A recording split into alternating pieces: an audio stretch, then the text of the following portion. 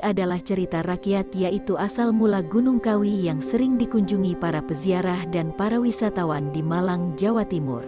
Gunung Kawi adalah sebuah gunung berapi di Jawa Timur, Indonesia, dekat dengan Gunung Butak. Tidak ada catatan sejarah mengenai letusan gunung berapi ini.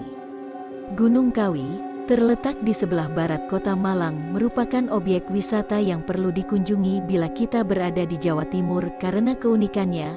Objek wisata ini lebih tepat dijuluki sebagai kota di pegunungan.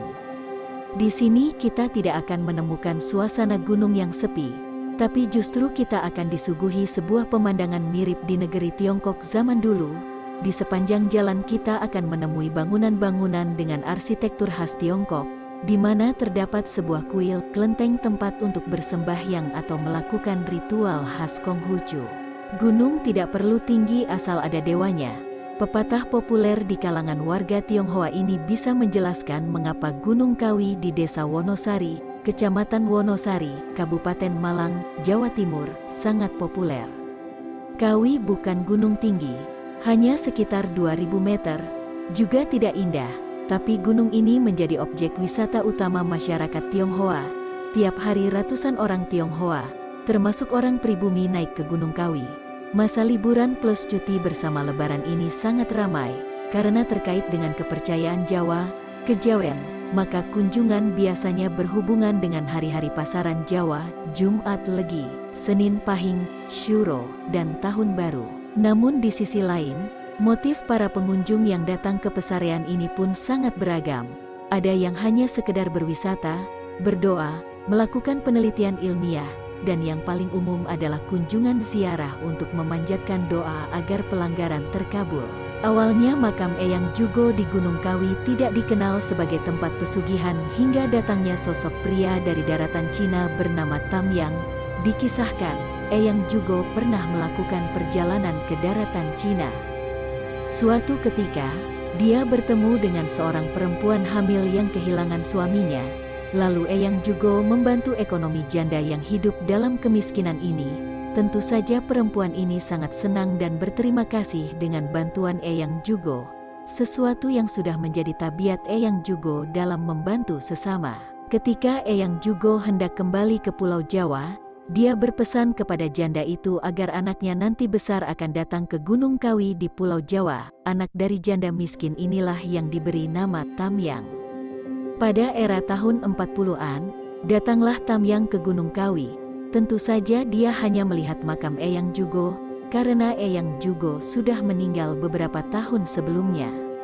Tam Yang ingin membalas jasa Eyang Jugo yang telah berbuat baik kepada ibunya di daratan Cina. Itulah sebabnya, dia merawat makam itu dengan baik.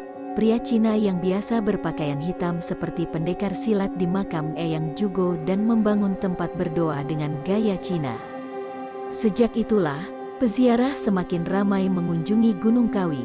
Tetapi anehnya dengan tujuan mencari pesugihan dan bukan belajar bagaimana menjadi orang bijak seperti Eyang Jugo. Siapa sebenarnya Eyang Jugo dan Eyang Sujo, yang dimakamkan di satu liang lahat di pesarean Gunung Kawi ini? Menurut Suryo Widakdo, 1989, Eyang Jugo atau Kiai Zakaria II dan Eyang Sujo atau Raden Mas Iman Sujono adalah bayangkara terdekat Pangeran Diponegoro. Pada tahun 1830 saat perjuangan terpecah belah oleh siasat kompeni, dan Pangeran Diponegoro tertangkap kemudian diasingkan ke Makassar, Eyang Jugo dan Eyang Sujo mengasingkan diri ke wilayah Gunung Kawi ini. Patung Dewi Kuan Im di Gunung Kawi, karena itu mereka berdua tidak lagi berjuang dengan mengangkat senjata, tetapi mengubah perjuangan melalui pendidikan. Kedua mantan bayangkara Balatenta Pangeran Diponegoro ini, selain berdakwah agama Islam dan mengajarkan ajaran moral kejawen, juga mengajarkan cara bercocok tanam, pengobatan, olah kanuragan, serta keterampilan lain yang berguna bagi penduduk setempat.